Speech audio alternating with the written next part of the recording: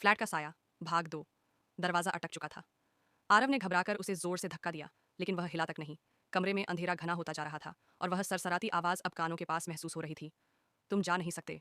आरव ने मोबाइल निकाला, लेकिन स्क्रीन काली पड़ी थी। पूरा कमरा अचानक ठंडा हो गया। उसे लगा जैसे कोई उसकी पीठ के पीछे खड़ा हो। वह कांपते हुए मुड़ा, लेकिन वहां कुछ नहीं था। तभी अलमारी का दरवाजा फिर से चरमराया। अंदर से कुछ गिरने की आवाज आई। आरव ने हिम्मत जुटाई और अलमारी का दरवाजा खोला। भीतर एक पुराना, धूल से भरा सूटकेस रखा था। कांपते हाथों से उसने उसे खोला और अंदर जो था उसे देखते ही उसकी सांसें थम गईं। एक आदमी की फटी पुरानी जैकेट, एक घड़ी जो अब भी टिक टिक कर रही थी और एक मुड़ा तुड़ा आईडी कार्ड। आईडी कार्ड पर नाम था अमित वर्मा। आरव का दिमाग सुन्न हो गया। ये वही नाम था जो उस बूढ़ी औरत ने बताया था, पिछले किराएदार का। तभी कमरे की दीवारों से खरोंचने की आवाज आने लगी। ऐसा लग रहा था जैसे कोई अंदर फंसा हो और बाहर निकलने की कोशिश कर रहा हो। मुझे बाहर निकालो। आरव अब और वहां नहीं रुक सकता था।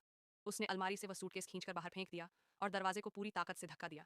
अचानक दरवाजा झटके से खुल गया।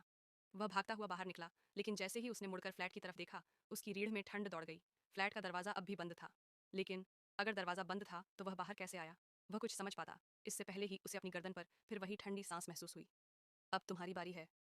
अगला भाग चाहिए?